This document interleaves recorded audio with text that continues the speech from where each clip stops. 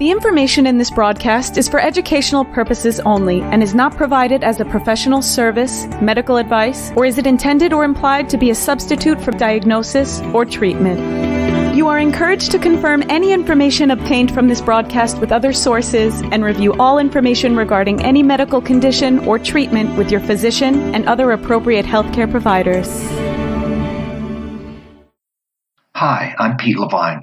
Welcome to Noggins and Neurons, Stroke and TBI Recovery Simplified.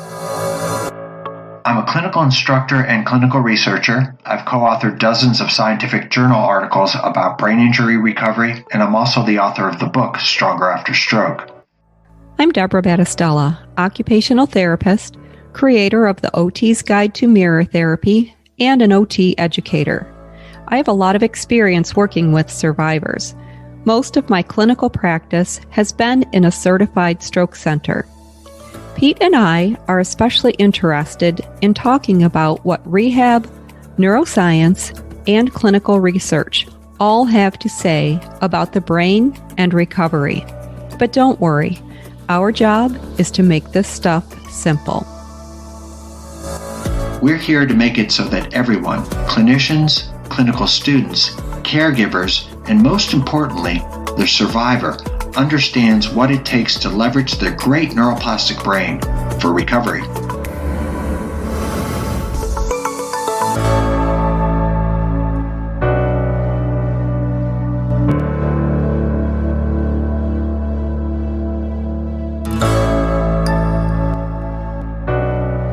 Hey everybody, this is Pete. I just wanted to jump in real quick and tell you about a mistake I made. I forgot to put the bio for our interview with Dr. Theresa Jones ahead of the actual interview. So I'm going to put the bio at the beginning of this episode, which kind of works because it is a review of the episode and what we learned when we did interview Dr. Jones. Thanks.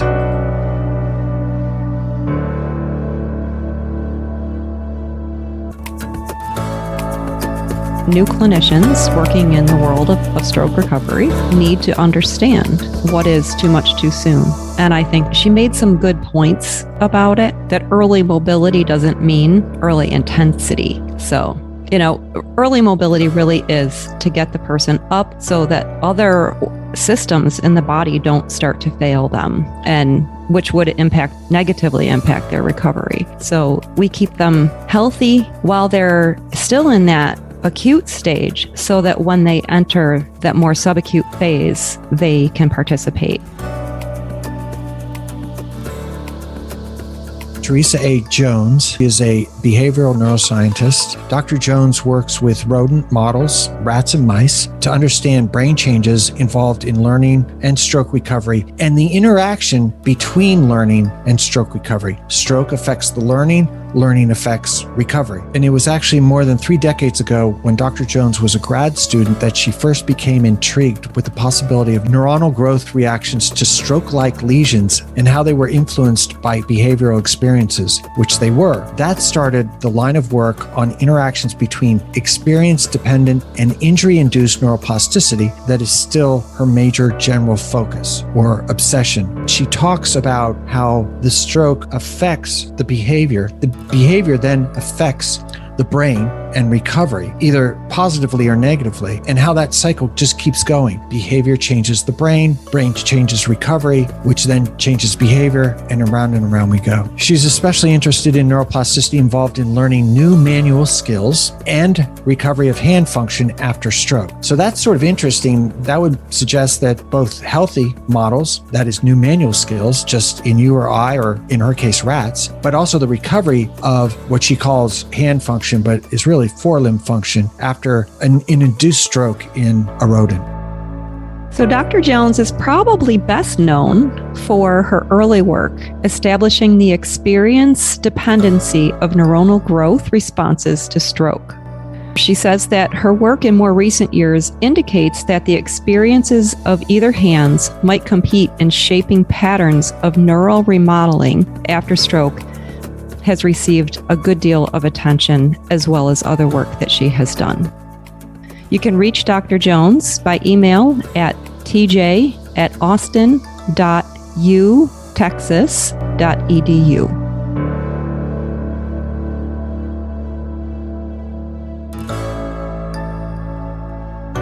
In our previous episode of Noggins and Neurons, Pete and I had the good fortune of chatting with Dr. Theresa A. Jones, neuroscientist and researcher.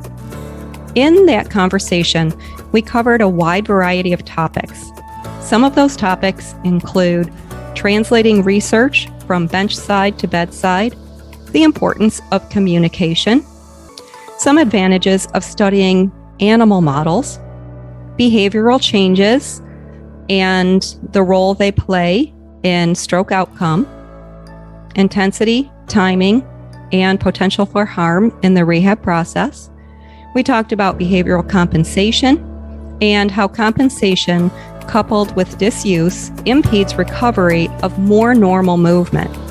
We learned about bimanual training in animal models and patterns of synaptic changes that occur across both hemispheres when the animals learn new ways of using the good limb on its own versus together with the affected limb.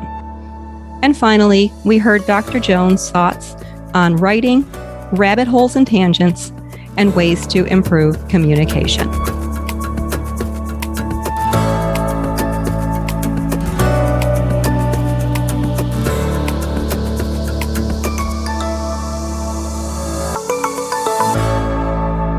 So should we start? Probably. I'm going to start with the usual. Hey, Deb Battistella, how you doing? Hey, Pete Levine. I'm great. How are you? I'm good. So we just had an interview with the great Theresa A. Jones, neuroscientist from UT Austin, a behavioral neuroscientist, we came to find out. And she was eloquent and funny, and I learned a lot, and maybe you did too. And we were thinking that maybe it would be a good idea to just review what she said, because it was so mind-blowing that if we review it, maybe our minds won't be so blown or something. Well, maybe some of it'll stick too. That's true. Repetition rules. It sure does. Yeah. What did you learn? Well, first of all, I just have to say that she looks and sounds like and has the demeanor of the person who was my master's project mentor, supervisor person. Oh, so twins separated at birth kind of a deal? They might have been. Yeah. She's a really nice person. Well, first, I don't know where to start. I mean, so can we talk about the learned non-use article that she brought up, which we had actually talked about that in our learned non-use episode. So in terms of being a clinician and talking to two researchers, I at least felt like I might have kind of understood what was going on here, because I do know about learned non-use and I do know how to find a research article, but it was just a little unnerving at the beginning of our conversation, listening to you two talk and me feeling like I have no idea what's going on here. Honestly, Deb, I was unconscious. I had no idea what I was saying. I don't want to overstate it, because I think one of the points she made is, look, we got to be able to talk to each other. Yeah. Everybody has good ideas. Don't be too intimidated to ask the dumb stuff. But boy, did I feel dumb. Yeah. But you know what? Did it last long for you? Because you didn't sound dumb at all. You never do. Yeah, I don't know. I was unconscious. That's why. Sometimes you play your best when you're just out of your mind. And that's where I was. I was just like, I hope it came out right. But yeah, I did appreciate what she was saying about the communication piece and how we need to stop feeling small around each other, because everybody brings something important to the table. And maybe we need to stop also feeling or believing that some of us are better than others in all of this, because the conversation, I thought it was a great conversation and it's an important conversation. And she brought up the importance of communicating among all parties and disciplines so that progress can be made. Yeah, it's not just an ego thing. It's like we can help patients if we're willing to talk to these basic scientists, rehabilitation research scientists, and clinicians, and all get in the same room. And she said it was getting a little bit better because there was more and more conferences that brought all three together. It reminded me a little bit of the story I told you about David Ince and Ed Taub meeting randomly in a Macy's during Christmas, and their wives were doing something. And they started this conversation, which led to the first iteration of humans doing constraint-induced therapy. Well, what are the chances that a clinician there and a basic scientist would get together at a toy table in a Macy's in Brooklyn? So she's saying things are getting better, but even within that context, even when you're in these, and you go to these conferences too, it can be a little intimidating, to speak. It can be a lot intimidating. Well, I think she brought up the point too about the questions, asking the stupid questions, which I don't really think there are any stupid questions, but I feel like I have stupid questions sometimes, and I will hold back from asking, especially if there's a room full of people. Oh, yeah. Yep. Been there, done that. Shut up. Mm-hmm. And then you go home with all these questions and you wonder what to do with what you just learned. So what was the most mind-blowing thing that she talked about, in your opinion? Oh, that's an easy one, Deb. They put a window on the skull of rodents that were genetically modified so they had a synaptic connection. When there was an actual connectivity between turn neurons, it would light up in bright green and glow green. And she's got a window onto neuroplasticity, literally. That was mind-blowing. That was really cool. What the crap? How come I don't know about this stuff? They put a window on the ringing brain of these animals that glow. I imagine they glow in the dark. They must glow they got to turn the lights down, right? So you can really see. That is crazy. It's a whole different world. Yeah, too bad she didn't invite us to her lab. Well, maybe after next time she will. Maybe, well, maybe she'll listen to this and just invite us. Well, probably. We'll go down to 6th Street. We'll see some bands. Let's see. What else was kind of mind-blowing? Anything else that was mind-blowing?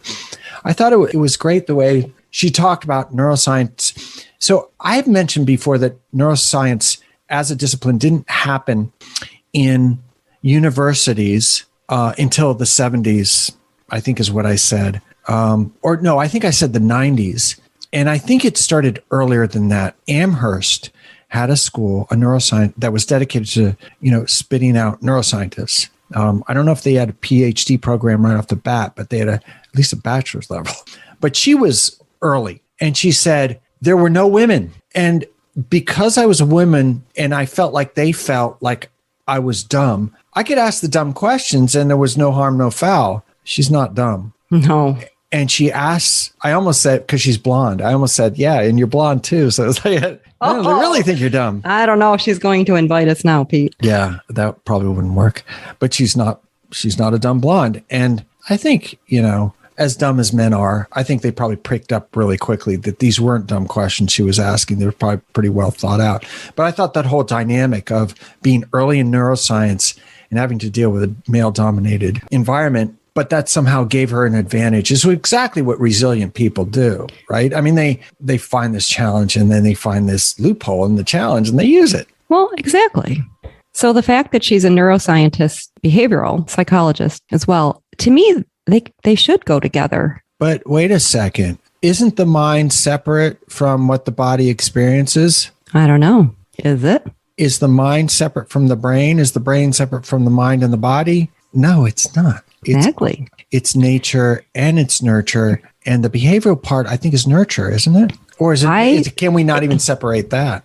I don't think you can really separate that. I did think it was pretty interesting when she was talking about the behavioral aspect because it's quite circular. And while she was talking, I was thinking about what I read in the TBI groups that I'm in on Facebook. And it seems like a lot of people who experience brain injuries, when they have those changes to their personality where they don't recognize their own behavior and they lack that insight, then that's, to me, where a real challenge comes for them and for their friends and family. Now, that may be because of what she was talking about, because she was talking about the stroke changes behavior. The behavior then changes the brain, which then changes the behavior. And that's the circular thing. But there may also be damage to internal structures that, the frontal lobe is a good example that controls behavior, and maybe they're not so controlled. So it may be just the infarct hit it, but it may also be this sort of rebirth day of the person's brain, that they have a new brain and they're trying to figure out how it works. Yeah. The new normal, they call it. It's tough. It's really tough for people. I thought it was sort of interesting. Even before we started talking to her, she doubled down on the fact, look, I am a basic scientist. I work with rodents. How much of this is translatable to humans? I have no idea. But then she gave us really good insight into exactly when it is translatable. Like the idea that if you do too much too soon, you can make the infarct worse. I was glad that her and I saw eye to eye with that. And so that's a great example of the way that animal research can give you insight into humans. I mean, I sort of came up with this analog, and this is kind of dumb, but you want to do market research on ice cream, and you have 56 flavors, but you can only produce 2 flavors or 1 flavor. You want to know what the best flavor is. You can get a bunch of humans to taste test this stuff, but humans they're hard to get into the lab, and I have a couple friends that are food scientists. It's always this big McGilla, and you try to get people to test, and you're never really sure. But imagine. Wow, if it was for ice cream, I'm pretty sure that would be easy to show up for. Yeah, sometimes it's beer. I mean, I have one food scientist friend worked for Sam Adams forever. I mean, that has to be a great job because they're testing stuff all the time.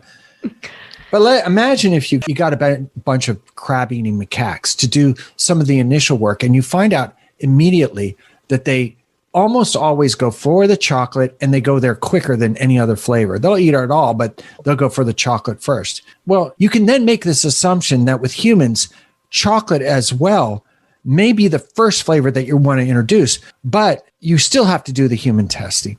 And I think that was her reluctance, was that just because we're pretty sure something might work, don't assume that it does work. Mm-hmm. Yeah. And then she talked about that the research that you two were talking about in the very, very beginning, where the details from the animal model failures were things that then were retested, and somehow that wasn't communicated properly. But I mean, lack of communication or miscommunication happens. That's just kind of part of being human, isn't it? Oh, yeah, absolutely. One of the things that I will link in the show notes is her talk on YouTube, where she's talking clearly to other neuroscientists or high-level scientists of some sort. And all of a sudden, the nomenclature is just like way over my head. But she talked about how in that brain implantation study, the one that you're talking about, this was a company called North Star Neuroscience. That's what brought it into human populations. But understand, she worked with Randy Nudo. It's one of the big names in neuroscience. Everybody always talks about this guy when they talk about neuroplasticity. He isn't the first guy who figured it out. I would argue that Carl Lashley, a Brit, did it in the 1940s or whatever it was. But he was the first to show massive migration of brain plasticity in animals, given brain injury followed by training, or training and then brain injury and then more training, or whatever it was. So she said they got weird things wrong, like how big the electrode should be, what hertz the e-stim should be on, or what milliamperage it should be. I forget which it was. She made it sound in the talk like they had rushed from animal research into humans too quickly. I mean, I felt like talking to her about what my complaint with that study was, which was that the guy who was training for the Fugelmeyer, I think it was the action research arm test, she said, the arm mobility test was done as well. That guy didn't have very much experience with what we call the Brunstrom-Fugelmeyer, which was the primary outcome measure, and he didn't know what he was doing. So I think some of the data they collected wasn't great. And I used to email the guy and go, I think the elbow has to be locked. These little nuancy things, but can shift the scores by 6 points. And that's the difference between a failed trial and a successful trial. Oh, wow. Yeah. So another discussion for another day, and a little bit in the weeds. Pete, we asked people to donate to our Venmo account to help us keep this podcast up and running. One of the things that I would like people to know about us is, if they don't already know it, is that we're pretty passionate about neuroscience and our practices and sharing this valuable information with the world. And personally, I hope people are enjoying it. I think they are, based on the number of downloads that we have, although I still don't understand what all of those numbers mean. And one of the things we would like to do going forward is bring people more value through our interactions with them, this podcast, and, just making it easier for people to apply research-based concepts in their practices or their recoveries. So I think people might like to know that we're working on these things from the back end, and whether or not people donate, are able to donate, we appreciate them listening and sharing the podcast with others. What are your thoughts on that? That's true. And we do have a Venmo account. Do you remember the address? I do. It's @Neurons. @Neurons. That's pretty simple. It is, and it's in our title. So if you want to help out, look, we do put a lot of work into this, and we want to keep it going. And, as Deb said, it's not the easiest thing in the world. Yes, we giggle a lot, and yes, we're having a ball doing it, but we could use your support. The other thing is that a certain percentage, 20%, is going to go to the Brain Injury Association of America. That's it. And they help folks who have had a brain injury, family caregivers, and they also help medical professionals who do research and treatment. It sounds like a nice organization, and I'm glad that you told me about it. Yep. We want to support all people that have had brain injury. And we can do it through the podcast, but we also do it through a 20% donation of what we make if you donate @Neurons. Yeah. And we have goals for the future of this podcast. And one thing that we'd really like to do is be able to bring our listeners a little bit more. And the only way that we're going to be able to do that is if we have some funding behind us. That's true. Yeah. Okay, great. Thanks, guys. Thanks.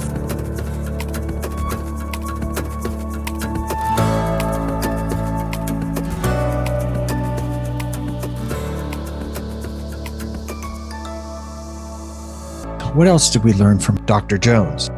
Well, going back to what you mentioned before with too much, but I'm kind of glad that came up again, because if it keeps coming up, that it still is a concern for some people. And we're always going to have new clinicians working in the world of stroke recovery who need to understand what is too much too soon. And I think that, I just think she made some good points about it, that early mobility doesn't mean early intensity. So, early mobility really is to get the person up so that other systems in the body don't start to fail them, and which would negatively impact their recovery. So we keep them healthy while they're still in that acute stage, so that when they enter that more subacute phase, they can participate. Yeah, and she was real good about saying, you don't have to be intensive, but you should integrate that side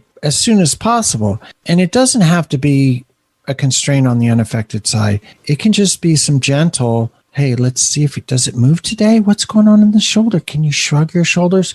It's basic stuff for the upper and lower extremity, because you want those neurons, as they're coming back online, to go back to exactly what they're good at, which is the thing that they've been doing for the last 50 years or whatever. Yeah. And, clinicians always sort of get weird about this, where it's like, well, how do I tell if it's too much?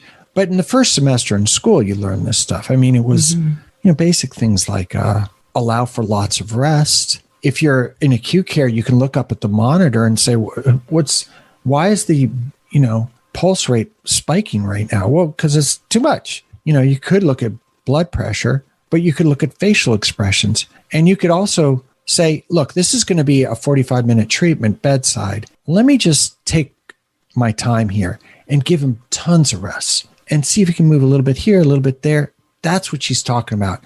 As the person's coming back online, you're capturing those neurons. Yeah, there's no rush. And even when you do have that person who wants to do a lot, they can't anyways. They're too They're too constrained by all of the IV lines and other lines that they might have attached to them. Plus, therapists have their own productivity standards, so they're going to cut that short. But if the physiatrist or neurologist is putting pressure on you to do a lot right now, which they often do, and I used to hear about these complaints from therapists all the time, like, what do I tell this physiatrist? Tell him he's wrong. That's probably a good start. But you talked about something which is a lot of times they're impulsive and they want to go. And so sometimes it's a sort of, what is it? An alternator or a regulator on that impulse to, okay, I got hit by this thing. Now I'm going to get it back now. That could be a problem as well. Cause then they do too much too soon and they can make the infarct worse. Yeah. Yeah. It's kind of a tough conversation to have with people sometimes because I never intended to scare anyone. I just really wanted them to understand. I wonder if this is where the caregiver can come in and say, this guy was a wrestler. He coached wrestling.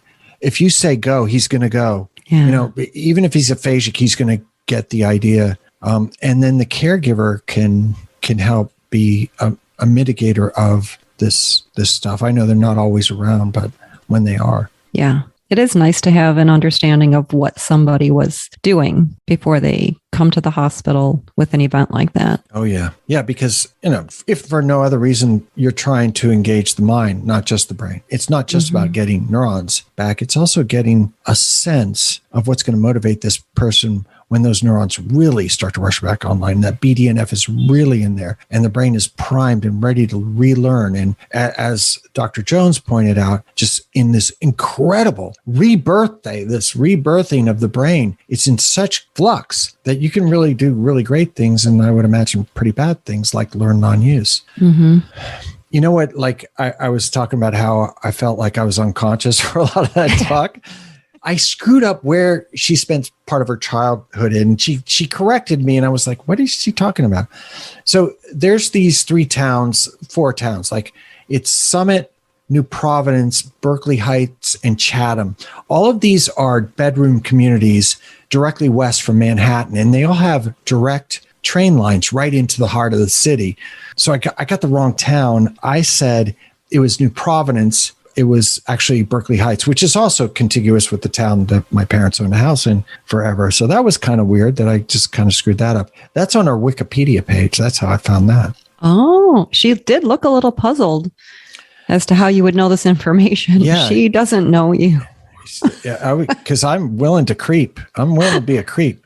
Didn't we talk about this with Duro and Lynette, that it's not creepiness, it's curiosity, and we're just good at our jobs. Mm-hmm. It's all part of the detective piece of like a chart review. It's a people review. Yeah, it's like a chart review, but online of somebody who doesn't expect you to. Well, look, she has a Wikipedia page. I bet she could have it taken down. It's up there for a reason so that people kind of know. Mm-hmm. So I do hope she comes back, though. I do, too. The other part of our conversation with her that I thought was interesting was the part about compensation. Yeah. Yeah. What did you get out of that? No, I found out that compensation is mistaken for recovery. And then she just went on to expand that a little bit and how sometimes it is good to compensate because it allows a person to be more functional and engage more independently in life. But sometimes if they're compensating too much, then they're not making the recovery that they could make. And she did seem to allude to the fact that many people could make a greater recovery, but they kind of stop before they get there. I probably should have asked more about that. Yeah, I just heard 1,000 therapists yelling at their podcast, maybe 1,000 if we're lucky. Why do you say if they do it too much, Deb? How much is too much? There is no answer to these questions. Even Dr. Jones said that a few times, like, we don't know this yet. It's 86 billion neurons and a quadrillion synapses. Give us a chance. Everybody expects this sort of godlike something with regard to science. Yeah, they want this black and white thing. Like, I get it from students all the time. They want this black and white thing. And I just tell them, the therapy world is not black and white. You have to know some of these things and be able to make decisions based on what you know to be true and what you're seeing in the moment. And it does require thinking. So I'm going to encourage you to think and tell me what you think. But then they always tell me what they think I want to hear. So it doesn't really help you in the field if that's how you go through school. Well, now we've come full circle because we started out with this where Theresa Jones was talking about how, sometimes we're too reluctant to ask questions and put our ideas out there. And yet, you do have 86 billion neurons and you are a student. You were accepted into the program. We expect you to be able to think for yourself. And you can take some comfort in the fact that science doesn't have all the answers either. Yeah. So, don't make it up. But I bet if a student comes to you, Deb, and says, I think that they should be doing mirror therapy very acutely, and we should lay a mirror on their belly in the bed, and we should have them do it with weights on their more affected side. You would say, why do you think that? Well, we know that weight, and they would give you the justification. You go, I disagree, and you probably shouldn't do that, and you'll probably fail your clinical, but good thinking. Don't worry about it. We don't have the answers, and who knows? Maybe that's the best thing. The struggle against the weight is the big X factor. Yeah. Probably not. Don't do that, kids. Yeah, probably not. What about when she was talking about the synapses? I know that you were fascinated with the windows in the brains, but the other part of that was when she was talking about the little spines on the dendrites. Yeah. Yeah. Like, it was pretty cool to hear her talk about neuroplasticity being more than just brain activity. It's actual changes in the structure of the neurons. Oh, yeah. And I think there's also changes in the neurotransmitters. Mm-hmm. There's all kinds of molecules that flow through the synaptic connections. I don't know much about it, but it's this whole field of neuroscience where they just look at those molecules and how the soup changes from instant to instant. Yeah, I think sometimes we maybe oversimplify it a little bit, but we're not neuroscientists, so we don't know all of those things, but those minute aspects can lead to big change. Yeah, they can. You know what I learned today doing some research for this? So it turns out that, I think we talked about on this podcast, because I'm a vegetarian. I know that you are interested in animal welfare as well. And we just talked to an animal researcher. Mm-hmm. And one of the things that happened because of COVID, there were so many monkeys used in the development of the various immunizations that we ran out of monkeys. Oh. Now, there was this movement, and I think by 2035, they were going to phase out all mammals and monkeys first. This is what I remember. Don't quote me on that. But then COVID hits, right? And now there's not enough monkeys. So now they're trying to figure out how are we going to get more monkeys to be born and to reach maturity so we can test them for the Delta variant and the variant coming from Egypt and the one coming from India. And so there's going to be a shortage of monkeys, and they really did help us. I forget what my point was. Something that you learned today. Yeah, we don't have enough monkeys. That's what I learned. And I kept thinking, why don't they go to Thailand? They're crawling all over the place in Thailand. Just scoop them up and bring them. But they don't travel well, apparently. That's part of the problem. Oh. But yeah. Can I just read a sentence from one of her articles? Mm-hmm. And this is why I didn't read much of her articles, because I was like, oh my gosh. The photothrombotic stroke model aims to induce an ischemic damage within a given cortical area by means of photoactivation of a previously injected light-sensitive dye. Following illumination, the dye is activated and produces singlet oxygen that damages components of the endothelial cell membranes with subsequent platelet aggregation and thrombi formation, which eventually determines the interruption of local blood flow. How about them apples?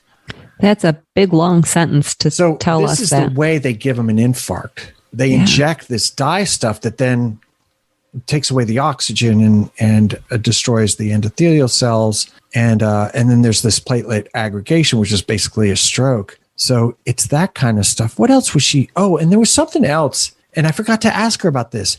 There's something called, it's like vascular plasticity, that the blood vessels... Oh, no, I can think of other things I should ask her. So vascular plasticity means that the blood vessels respond to the new metabolic activity that's happening because of neuroplasticity. The other thing that's really important And I bet she knows a thing or two about this. Do you remember glial cells in the brain? Mm-hmm. They were literally, I tutored anatomy physiology for a few years in college, and all they were the structure. It was almost like the matrix in which the neurons operate, but that's all they did. Well, apparently they're communicating as well. And there's this plasticity that happens with them as well. So you have three entities changing radically through this plastic environment. It's not just the neurons. She also talked about, and this is something that folks sometimes don't understand about the brain, about the way that there's sort of diaskesis. The brain doesn't work as the left hemisphere and the right hemisphere, or the parietal versus the occipital. I mean, they're all working together, and it's these waves of neuronal activity that flows all over the brain. It's not quite as fenced in or cordoned off. And this is why plasticity, long-term plasticity, can happen and bleed over into other areas, sometimes on the wrong side of the brain, the ipsilateral side. I seem to think that I read something about that. And was it in the bimanual paper that she wrote? I mean, I read 3 of these articles today. You can't expect me to remember where I found this information, despite massive note-taking. Yeah, we don't expect that. I didn't really understand what she was saying about bimanual training, because I think I mentioned this. I was pretty much unconscious the whole time. So I didn't really catch it, but here's the good thing. We have it recorded, so I'll be able to go back and figure out what the heck she was talking about. But there were advantages, I think, and disadvantages to bimanual training. The advantages was that the good side trains the bad side. I think we sort of talked about that. She also seemed to intimate that maybe the bad side, the good side does a little bit worse to match the bad side. Did you get that, or did I misinterpret that? I think that I went a little bit unconscious when she was talking about that. So I do need to listen to that piece again. Okay, let's ignore it. Did you have something else you want to say? Because we probably shouldn't talk about it if we're both unconscious. No. That's not good. Yeah, I don't remember what she said. You can cut that part out. I think we'll leave it just for the hilarity. See, Dr. Jones, you made us unconscious. Somehow you put the voodoo on us. We can think straight. You blew a gasket or two. You know, we're both older than she is. So, I know, and she's... I'm a woman of a certain age. I don't understand podcasts because I'm too old. It's like, you have no idea. I know. It's going to get worse. Yeah, here we go. Well, she's not, you know what I loved about her instantly is that she's not on Facebook. What? She said, I don't have a Facebook. I don't have a Facebook. That's so cute that she thinks it's a Facebook that you have. Oh, I was like, you are. I mean, such an adult. I know, right? Well, I guess that means she won't be joining our Noggins and Neurons group. Oh, that's right. Yeah. Dang. I know. Hey, yeah, kids, don't forget, join our Noggins and Neurons Facebook group. We want to have, a party. A party. We want to have a party. Well, yeah, a little Facebook party or something. Yep. It's going to be clinicians talking to students, talking to caregivers, talking to us, talking to the podcast. We express it on the podcast because we learned some stuff from the Facebook group. We discuss on the Facebook group stuff we learned in the podcast. And it's going to be a whole hootenanny. Yeah, hootenanny. It's going to be hootenanny. It's going to be a hoot. Yeah, that must be from your Texas days. Yeah, there were some Texas days, man. Austin was such a different town back when she was an undergrad there, right? I literally, now there's the Google building and there's the Microsoft building and there's construction everywhere. And, the big thing back in Austin back in the day was keep Austin weird. Oh. Well, it's not weird. It's just overrun now and it's expensive. It's still got a high quality life, but I remember times the main drag there is, one of the main drags is called 6th Street. And I literally saw a tumbleweed go down one of the side streets off of 6th Street. That's how empty it could be. Now it's just traffic, wall-to-wall traffic. It's a tough environment, but still a great town. My son wants to move to Texas. It has its charms. Oh, where's he thinking about? I don't know. He just told me the other day he just wants to try it. Yeah. I mean, my sister lives in Houston and she lives just off the campus of Rice University. and it's amazing. I mean, it's a cornucopia of restaurants and museums and all kinds of stuff to do, and great Mexican food. The best Tex-Mex I've ever tasted, and this has happened to me multiple times, is in Houston, Texas. You would think it would be down near Brownsville or near the border someplace. I think Houston's got it. Look at us. Yeah. We're a travel log and a discussion group about the brain. Imagine that. Texas, y'all. Yeah. Anything else that stood out for you in your unconscious state? No. No. I'm going to cut that, but there was about a minute and a half pause between. You got anything else? And no. No. So, yeah. So, should we sign off? Let these kids go back to their watching the Olympics. Yeah, we probably should. Okay. Well, that was fun. That was fun. Okay. Thanks, a little everyone. Different. Oh wait, we got something. No, we don't have anything. Oh, that gave me a cramp. Thanks a lot. Okay. You're welcome. We'll talk to you guys soon. Bye.